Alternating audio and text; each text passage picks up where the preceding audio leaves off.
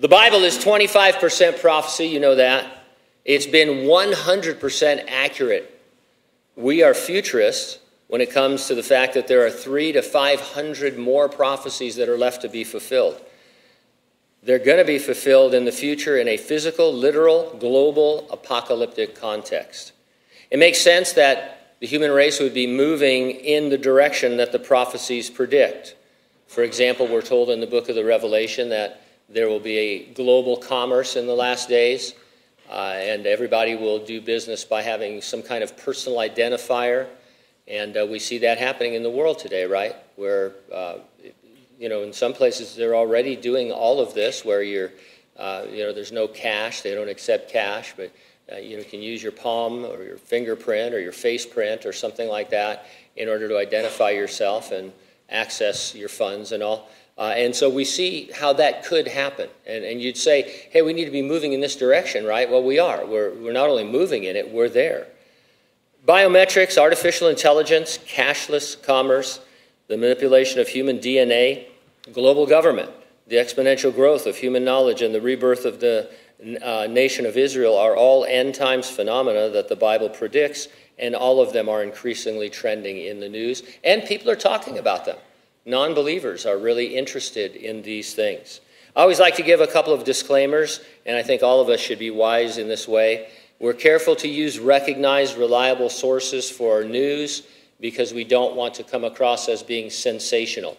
What the Lord says he's going to do in the Word is sensational enough. We don't have to add to that. And so we want to be careful about our source material. And we're not saying that the things we report are the direct fulfillment of the prophecies they hint at, only that you'd expect these kinds of things to be going on. UFOs are real, it turns out. Like me, you may have missed this massive shift in official policy. In 2021, an article was posted that was titled, "The Pentagon Says UFOs Are Real." Last month, an article posted by NewYorkMag.com reported the following: "The past 6 years have been a roller coaster for the extraterrestrial-minded in America. In 2017, the New York Times revealed that former Senator Harry Reid had previously snuck away $22 million in defense funding to investigate unidentified flying objects. Since then, some Navy pilots have come forward to report frequent UFO sightings, while the Pentagon has revamped its investigation process in an effort to take the matter much more seriously. The increased scrutiny hasn't led to any breakthroughs. Turns out many of the objects really are just weather balloons. But a new report from Leslie Kean and Ralph Blumenthal, part of the team that broke the Times story in 2017, gives hope to the alien optimists.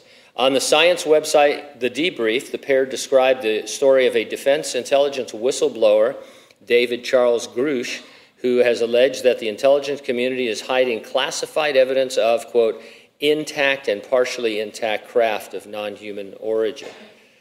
Now, UFOs and aliens can be explained by demonic activity. We've done that over the years when we've talked about demons and all.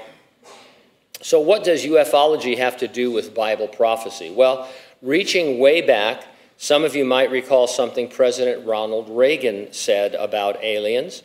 In a 1987 address to the United Nations General Assembly, the great communicator said, "Perhaps we need some outside universal threat to make us recognize the common bond we have. I occasionally think how quickly our differences worldwide would vanish if we were facing an alien threat from outside this world." Prophecy teachers point out that in the future Great Tribulation, there will be a one-world government.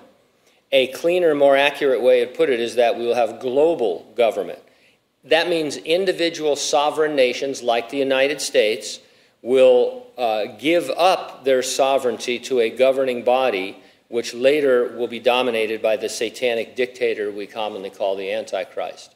And so it will be kind of I don't want to get your mind thinking that it is the United Nations, but imagine the United Nations if we were bound by their decisions and their directives because we had no national sovereignty anymore. That's what's going to happen in the end times.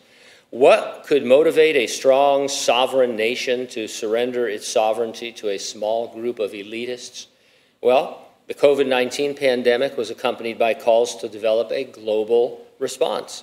In March of this year, countries of the World Health Organization have begun negotiations on a global accord on pandemic prevention, preparedness, and response. All around the world, people are ready to acquiesce to this if another pandemic presents itself as potentially wiping out the human race. And so they're calling for a global effort, and so someone somewhere in Switzerland who's part of WHO would make these decisions, and they would be binding on every nation of the world. And so it's a global response to the pandemic. At the same time, climate change is now called the climate crisis to most of the world. What higher motivation could there be to surrender sovereignty than to actually save planet Earth? When you're in a situation when all the countries of the world marshal against you because you're the big offender, it's an issue. Add an alien threat to those two, and citizens will be demanding global government.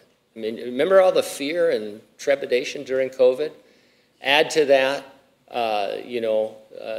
this idea that the climate is going to kill us, and then add to that an alien invasion, and people will be begging for a solution to these things on a global basis.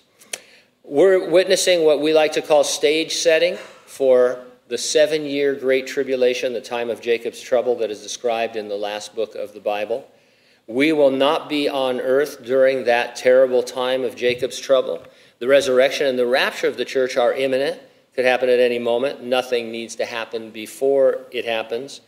Jesus said he would come in the clouds, raise the dead believers of the church age. Living believers will be translated in the twinkling of an eye in a moment, receiving our glorified bodies, and then we will meet the Lord in the air, be in heaven with him, enjoying what goes on up there, rewards and all those kinds of things, and then we'll return with him in his second coming. The question then is, are you ready for the rapture? If not, get ready, stay ready, keep looking up. Ready or not, Jesus is coming.